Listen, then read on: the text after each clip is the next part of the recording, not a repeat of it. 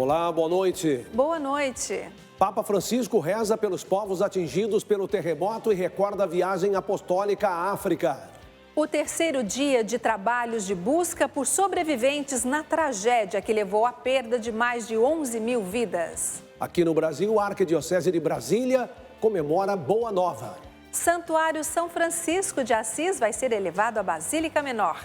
Atos de 8 de janeiro contra os três poderes completam um mês. Nova tecnologia auxilia a Semadem nas ações de prevenção de tragédias. Equipamento ajuda a salvar vidas. Agora é lei. Bares e casas noturnas de São Paulo devem adotar medidas para banir a violência contra mulheres. Esta é a TV da Inspiração Católica Canção Nova. Está no ar o Canção Nova Notícias. A serviço da vida e da esperança.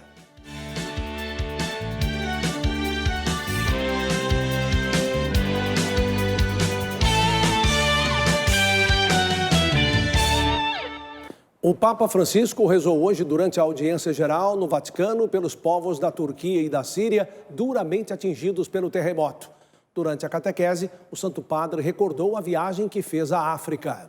Duramente colpite dal terremoto que ha causato migliaia di morti. Durante a catequese, o Papa rezou pela população da Turquia e da Síria. Disse que se emociona com a situação e se sente próximo das famílias das vítimas e dos que sofrem com a tragédia. Francisco agradeceu o esforço de quem trabalha no resgate, encorajou a solidariedade nesses territórios e, com a oração da Ave Maria, pediu a intercessão de Nossa Senhora.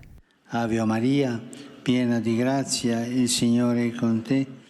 A audiência de hoje também foi a oportunidade de recordar a viagem apostólica pela África. O pontífice agradeceu o acolhimento e recordou o seu primeiro discurso no Congo.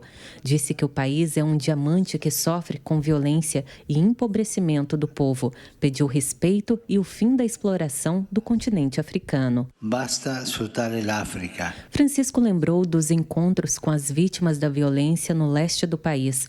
Citou os testemunhos chocantes de mulheres que depositaram as armas e outros instrumentos de morte aos pés da cruz. Mencionou o encontro com representantes de obras de caridade e agradeceu o trabalho social. Lembrou do momento com jovens e catequistas congoleses, a nova geração de cristãos, segundo o Papa, e falou também do encontro com sacerdotes, diáconos, consagrados e seminaristas.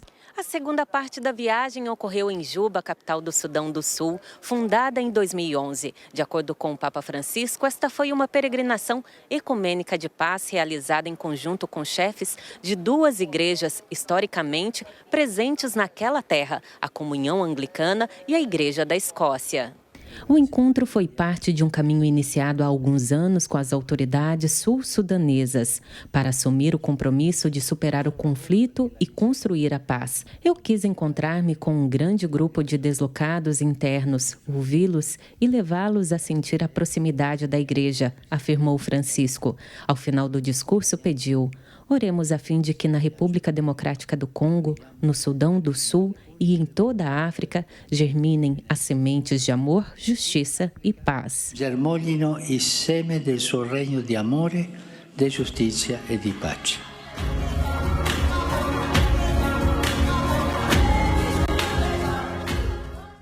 O Santuário São Francisco de Assis, presente na capital federal, vai ser elevado à Basílica Menor. Vamos chamar Ronaldo da Silva, que está em Brasília e tem mais informações para a gente desta boa nova. Boa noite, Ronaldo. Muito boa noite a você também e boa noite a toda a nossa audiência. Uma alegria para a Arquidiocese de Brasília, para nós católicos que moramos aqui.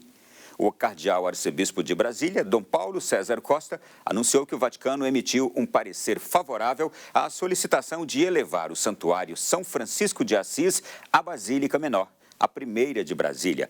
A aprovação é do Dicastério para o Culto Divino e a Disciplina dos Sacramentos.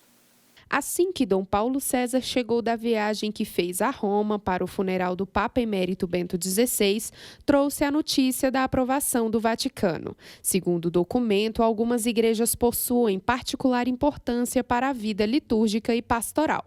Portanto, o Papa pode oferecer a elas o título de Basílica Menor, representando o vínculo com a Igreja Romana e com o Papa. Tenho a grande alegria de anunciar para a Arquidiocese de Brasília hoje que o Papa, atendendo a este pedido, criou Basílica Menor, o Santuário São Francisco, ou melhor, elevou a Basílica Menor, o Santuário São Francisco. O cardeal explica que o desejo da mudança de santuário para basílica partiu da própria comunidade e teve o apoio de autoridades eclesiásticas. Uma carta, a CNBB também fez uma carta apoiando e o Papa Francisco concedeu o título de Basílica Menor ao Santuário São Francisco de Assis. Sob os cuidados dos frades menores conventuais desde 1981, o Santuário São Francisco de Assis tem o objetivo de anunciar aos fiéis a boa nova do Evangelho, incentivar a vida de oração e a prática penitencial, além de levar a paz aos mais necessitados e promover os ensinamentos de São Francisco de Assis. A novidade trouxe alegria aos frades. Frei João Benedito é pároco e reitor do santuário e afirma que ficou surpreso com a agilidade da aprovação. Quando Dom Paulo foi para o funeral do Papa Bento e voltou com o decreto. Então, em 2 meses, mais ou menos, nós tivemos a resposta da Basílica criada. Então, foi assim uma grande euforia para todos nós, uma grande surpresa, que tínhamos esperança de vermos esse santuário transformado em Basílica, mas nunca pensávamos em tão pouco tempo. A cerimônia de elevação será no dia 13 de maio e será presidida pelo cardeal Dom Paulo César Costa.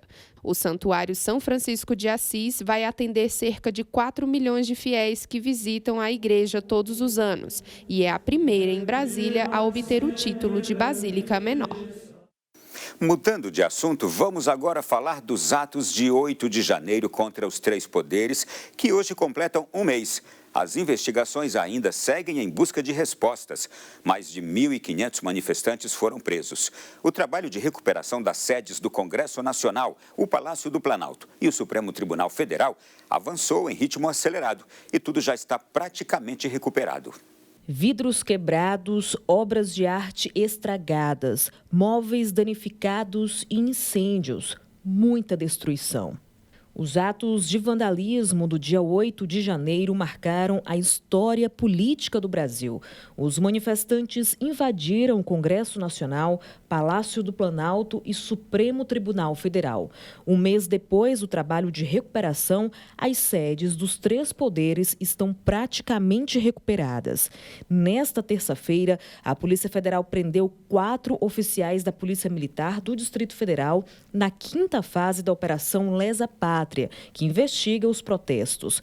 Os alvos nesta etapa são suspeitos de omissão diante dos atos. Um deles é o coronel Jorge Eduardo Naime Barreto, que era chefe do Departamento Operacional da Corporação e estava de licença no dia do ataque. Ao discursar na abertura do ano judiciário, o presidente disse que os atos tiveram origem na descrença da população com a política brasileira e afirmou que jamais vai esquecer o ocorrido. A PF também cumpriu 3 mandados de prisão temporária e um mandado de prisão preventiva contra um coronel, um capitão, um tenente e um major da PM. O presidente Luiz Inácio Lula da Silva impôs sigilo sobre a íntegra das imagens dos atos de vandalismo registradas pelo sistema de câmeras de segurança do Palácio do Planalto, alegando riscos para a segurança das instalações presidenciais. A bancada do Distrito Federal no Congresso Nacional divulgou nesta terça-feira uma nota enviada ao Supremo Tribunal Federal cobrando a volta imediata de Ibanez Rocha ao governo do DF. Por determinação do ministro Alexandre de Moraes, Ibanez foi afastado do cargo por 90 dias após a invasão dos 3 poderes. O ex-secretário de Segurança do DF, Anderson Torres, continua preso. Ele é acusado de omissão e de facilitação para os atos de vandalismo. O ministro do Supremo Tribunal Federal, Alexandre de Moraes, determinou que a Procuradoria-Geral da República se manifeste sobre o pedido de revogação da prisão feito pela defesa do ex-ministro da Justiça. Nos dias 8 e 9 de janeiro, mais de 1.500 pessoas foram presas. Frei Rogério é responsável pelas obras sociais da Arquidiocese de Brasília e tem oferecido assistência religiosa aos detentos uma vez por semana. Uma missa também foi celebrada no presídio feminino. O próprio sistema procura oferecer aquilo que está dentro das possibilidades, o melhor. Eles têm, sim, assistência jurídica para que eles tenham condições de pagar. O advogado tem acesso a eles e leva informações para a família. Aquelas pessoas que não têm condições de pagar, realmente elas têm um pouco mais de dificuldade de informação, de ter contato com a família. A partir de hoje, a cidade de Ubatuba, no litoral norte paulista, passa a cobrar taxa ambiental de veículos que entrarem no município. Informações com o repórter Jean César. A cobrança é feita nos principais acessos da cidade, por meio de um sistema semelhante ao Sem Parar, dos pedágios de rodovias. A coleta de preservação ambiental já é adotada em algumas cidades no Brasil. Tem como finalidade a obtenção de novos recursos para serem investidos na área ambiental. Em abril do ano passado, os valores para a cobrança em Ubatuba foram definidos. Você tem até 30 dias para acessar o nosso site ou o nosso aplicativo e fazer o pagamento informando a sua placa, isento de multa, isento de qualquer outro tipo de sanção. Os veículos com placa de Ubatuba estão isentos, assim como automóveis licenciados em Ilhabela, São Sebastião, Caraguatatuba, no litoral norte. Municípios em torno, como Paraty, no Rio de Janeiro, e São Luís do Paraitinga e Natividade da Serra, no estado paulista, também não pagarão a taxa. Proprietários de casas de férias, locatários, varejistas e trabalhadores autônomos podem pedir isenção direto na Prefeitura Municipal de Ubatuba. No período que o turista ficou aqui, é calculado um valor na taxa e essa taxa poderá ser pago através daqueles tags eletrônicos que ficam nos para-brisas dos veículos, mas como também poderá ser pago através dos aplicativos e também pode ser feito o pagamento através do nosso site. De Caraguatatuba, Jean César, para o Canção Nova Notícias. Em todo o país, a chuva forte não para e a capital paulista registrou dezenas de pontos de alagamentos e transtornos relacionados ao temporal. Nós vamos chamar a Yara Naires, que tem as informações da previsão do tempo para amanhã. Vai continuar chovendo, né, Yara? Boa noite, Reinaldo. Boa noite. Vai sim, e muito. Pois é, mas antes, Yara, nós vamos falar do Centro Nacional de Monitoramento e Alertas de Desastres Naturais, que conta com mais uma tecnologia. E as informações, Reinaldo, de um novo radar meteorológico auxiliam nas ações de prevenção e estratégia para salvar vidas. Vamos acompanhar. De longe, uma grande bola no alto. De perto, a mais alta tecnologia para um radar meteorológico. Ele dá a distância que a chuva está do radar, ou seja, a posição da chuva, qual a altitude dessa chuva, qual a intensidade, qual a direção em que ela está propagando e a velocidade.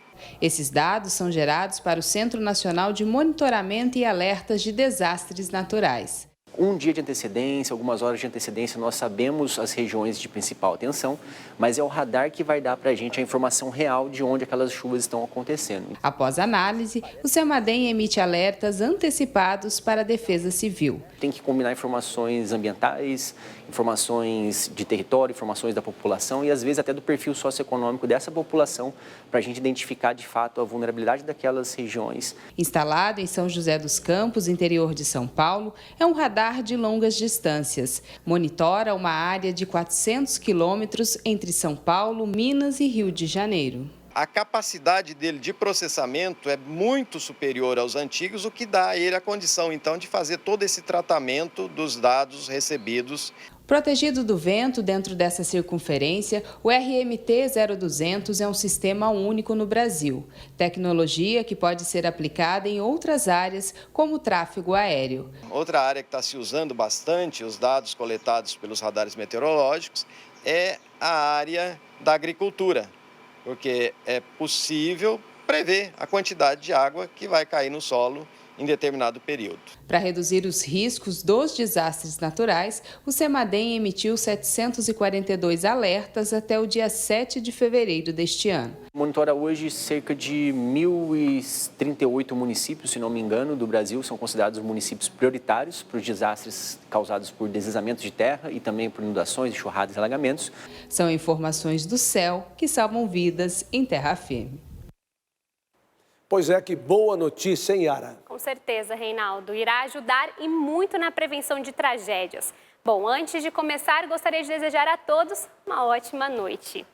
Vamos agora com informações da previsão do tempo. A chuva será realidade em todo o país neste verão. Os temporais passageiros são característicos da estação. Nesta quinta-feira, pancadas de chuva forte circulam por todo o Brasil. No norte e no nordeste, a zona de convergência intertropical intensifica os períodos de chuva nas regiões. No centro-oeste, vai chover forte em áreas do Mato Grosso e em Goiás, mas sem riscos e alertas.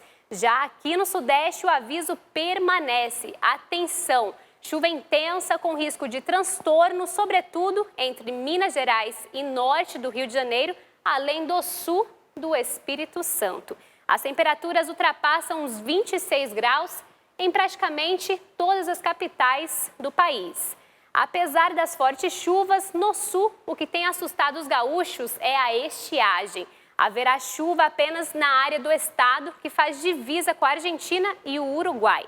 Para amanhã são esperados máximas de 36 graus no oeste do Rio Grande do Sul.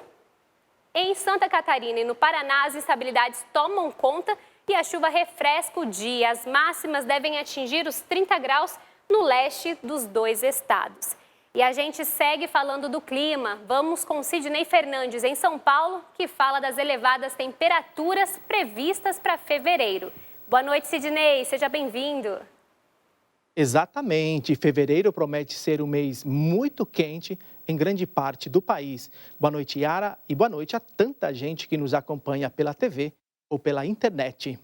Aqui em São Paulo, a previsão é que seja um dos períodos mais quentes do ano. Calorão e muita chuva no horizonte e, por isso, é muito importante ficar atento com os efeitos disso na saúde. Chuva, calor e abafamento, combinação que deve acompanhar todo o mês de fevereiro na capital paulista. O mês de fevereiro, em comparação com fevereiro de 2022, vai ser mais quente, especialmente no leste, onde as temperaturas tenderão a ficar acima da média. Já no interior, a tendência da temperatura ficar em torno da média, ligeiramente acima da média. A situação não deve ser diferente no restante do Brasil. Além das temperaturas elevadas até o fim do mês, os temporais preocupam. Agora, quando a gente abre para o Brasil, chamamos a atenção para chuvas durante este mês, concentradas especialmente em áreas da região norte, partes do nordeste, como nos estados do Piauí e do Maranhão, sobre o centro-oeste brasileiro e principalmente na região sudeste. E o alerta é máximo aos 4 estados da região sudeste durante esta reta final do mês de fevereiro. O mês de fevereiro em São Paulo é considerado o mais quente do ano e a previsão é de chuva para todos os dias. Além da prevenção para evitar transtornos climáticos, o cuidado com a saúde nesse período não pode ficar em segundo plano. Os períodos de calor, nós temos que tomar alguns cuidados, né? Primeiro, pressão baixa, desidratação, principalmente nas crianças e nos idosos, problemas de pele, né? Irritabilidade, né? Queimaduras, são as principais situações aí no calor excessivo. Nesses dias de calor é preciso ficar atento a alguns sintomas. Cansaço extremo, né? Aquele cansaço fora do comum, dor de cabeça, inchaço nas mãos e nos pés, irritabilidade e, com certeza, desmaios, né? Isso você precisa procurar ajuda com certeza. Protetor solar, uma alimentação balanceada e uma boa noite de sono evitam doenças. E nesse período, uma iniciativa é fundamental. O principal é a hidratação, né? Tá sempre aí com uma garrafinha de água no carro, na bolsa. Por quê? Porque aí você evita a pressão baixa, né? Você evita a desidratação, você evita dor de cabeça, irritabilidade, que são consequências da desidratação. Desde que assumiu a presidência da República este ano, o presidente Lula tem questionado a condução da política monetária pelo Banco Central no que se refere à alta taxa de juros. O que o governo deseja é que o banco deixe de atuar de forma independente. Nós vamos então chamar Camila Castro, que está em Brasília ao vivo e traz as informações. Camila, boa noite para você. Boa noite. No final da tarde, o ministro da Secretaria de Relações Institucionais afirmou que não há no governo federal qualquer discussão para alterar a lei que conferiu autonomia ao Banco Central. A independência da autoridade monetária foi estabelecida por meio de lei no ano passado. O presidente Lula critica a decisão do governo anterior por considerar que essa independência compromete a implementação das diretrizes de sua gestão. Além disso, discorda da decisão do atual presidente do banco em relação às taxas de juros. O líder do PSOL na Câmara, deputado Guilherme Boulos, protocolou um projeto de lei que retira do Banco Central o status de autarquia autônoma e devolve ao presidente da República a função de nomear seu presidente e também diretores. Na prática, o banco deixa então de atuar de forma independente e sua gestão passa a funcionar conforme as diretrizes estabelecidas pelo governo federal. Na última quarta-feira, o Comitê de Política Monetária do Banco Central decidiu manter a taxa Selic em 13,75%. A decisão não agradou a cúpula do governo Lula, que já havia tentado articular uma redução da taxa básica de juros. Lula já criticou a independência do Banco Central algumas vezes, chegando a dizer até que é uma bobagem. E essas declarações do presidente preocupam muito o mercado. A gente conversou com o economista César Bergo e a gente vai ouvir o que ele disse agora. Esses discursos geram intranquilidade, privilegiam os especuladores de mercado, não privilegiam o mercado. E também existe uma contradição entre o discurso do presidente e do ministro da Fazenda, porque se você for perguntar para a maioria dos economistas, essa taxa de juros já está bastante elevada. Já que a inflação está em 5,79, nós temos a maior taxa de juros real do mundo. Então tem que se discutir, não a autonomia do Banco Central e a independência, tem que se discutir a taxa de juros, fazer medidas para que a taxa de juros caia. Vamos voltar a São Paulo agora, porque a Petrobras reduziu o preço do diesel. Sidney Fernandes, é com você.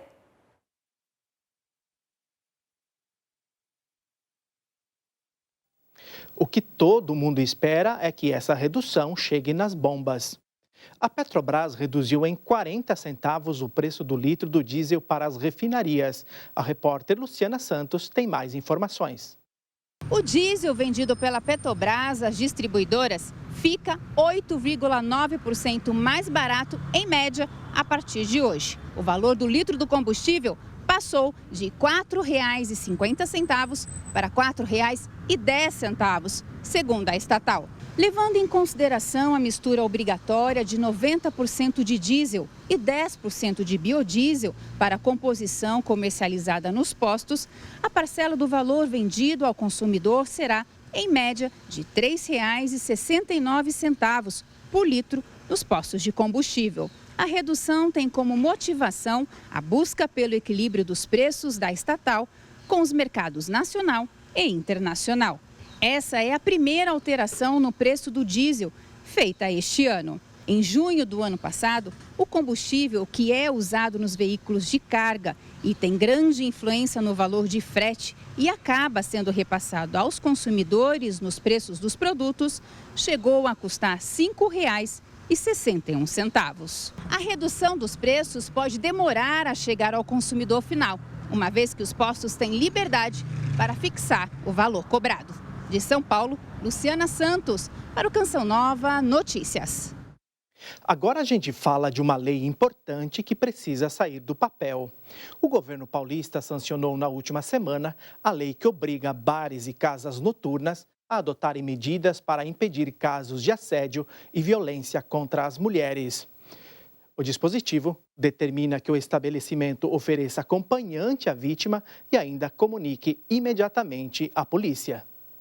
Em seu restaurante, Eduardo sempre procurou treinar os funcionários para identificar situações de risco às mulheres. O treinamento é de estar atento a gestos que impliquem alguma agressividade, seja ela física, também nunca aconteceu, ou psicológica, de insulto, de maltrato. Tentar que as nossas garçonetes, porque são mulheres, se aproximem da mulher num lugar mais recatado, neste caso no lavabo e no banheiro, e que possa ter uma conversa com ela. A senhora está precisando de ajuda? A senhora quer que eu ligue para alguém? A senhora quer que a gente chame a polícia? Quer que a gente acompanhe? Recém-sancionada pelo governador de São Paulo, Tarcísio de Freitas, uma lei agora obriga bares, restaurantes, casas noturnas e de eventos a prestarem todo o auxílio necessário a mulheres que se sentirem em situação de risco dentro desses locais.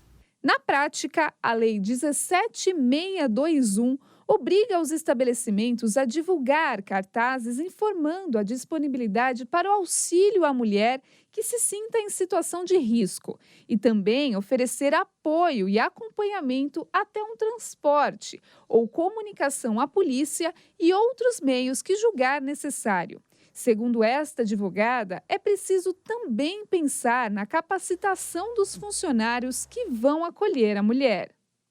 Pode causar o quê? A revitimização da mulher, porque essas pessoas não estão preparadas para acolher uma mulher em estado de violência.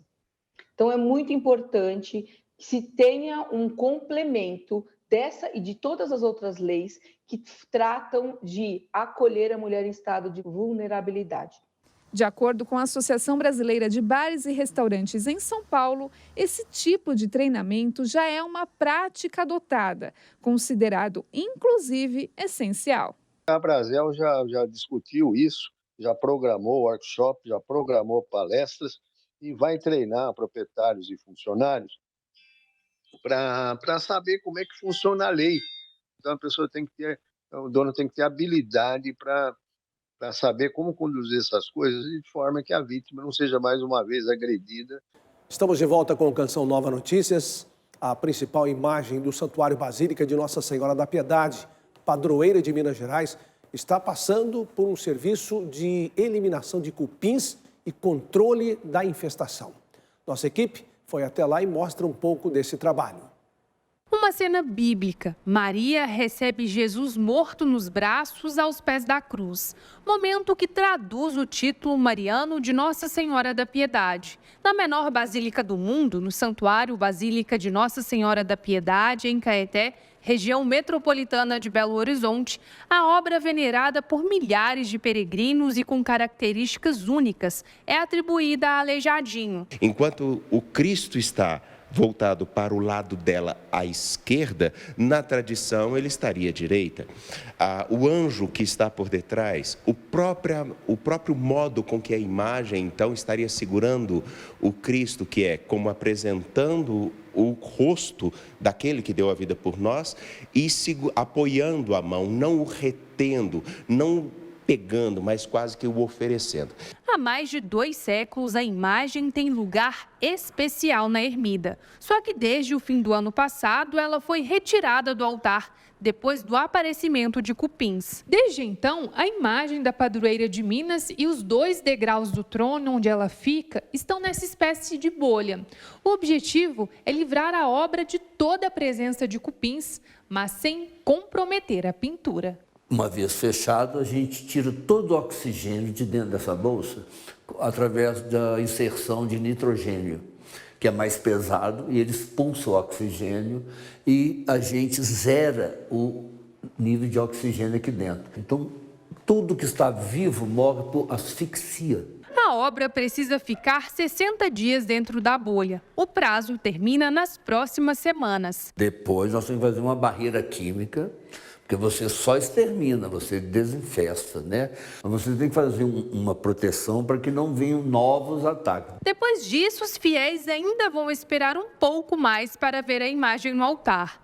Pedras caíram na estrada de acesso ao santuário em outubro do ano passado e o trecho está em obras. Enquanto o reencontro não acontece, ela segue inspirando os fiéis. Então ela sintetiza a nossa capacidade de olhar para o presente, que pode ser duro, seco, pesado, mas que é carregado de esperança justamente naquele que nos sustenta ao longo de um construir da história.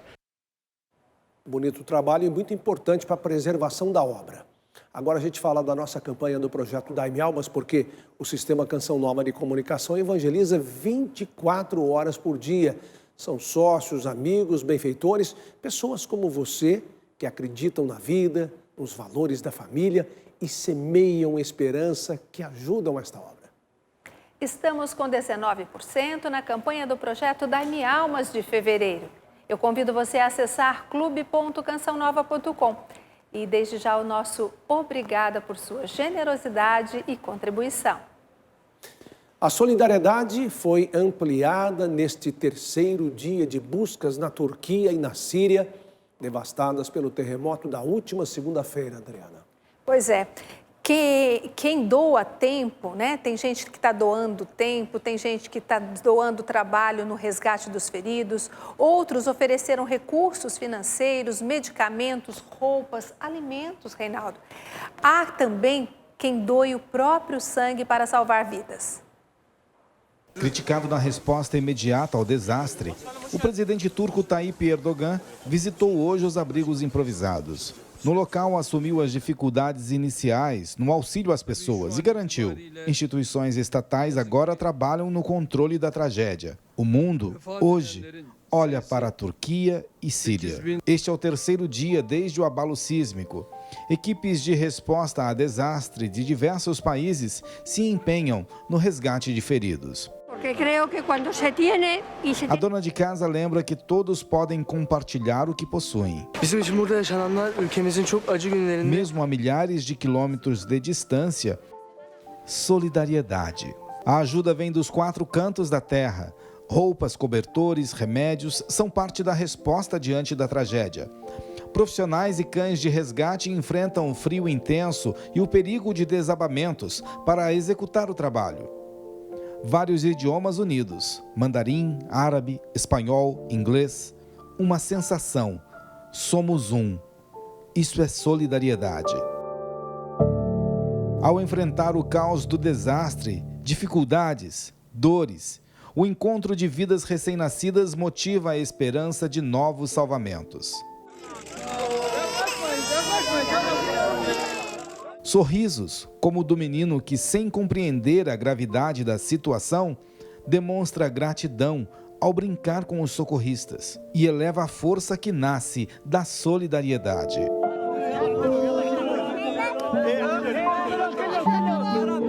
Em Damasco, capital da Síria, uma fila inesperada.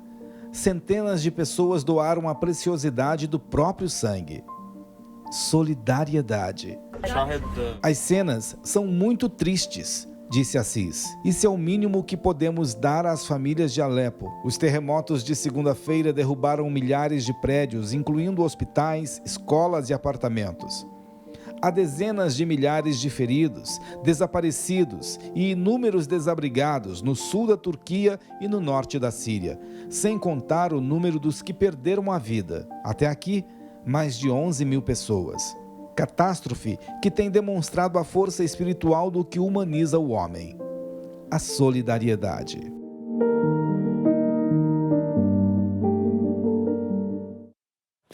Que matéria bonita e como é importante essa ação concreta das pessoas ajudando o povo da Turquia e também a população da Síria, né?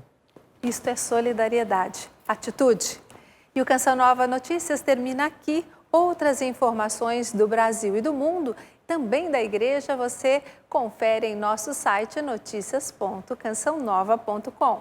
Olha, assista daqui a pouco, às 8 horas, a transmissão da missa do Clube da Evangelização direto do Santuário do Pai das Misericórdias. Uma ótima noite para você. Boa noite, paz para você.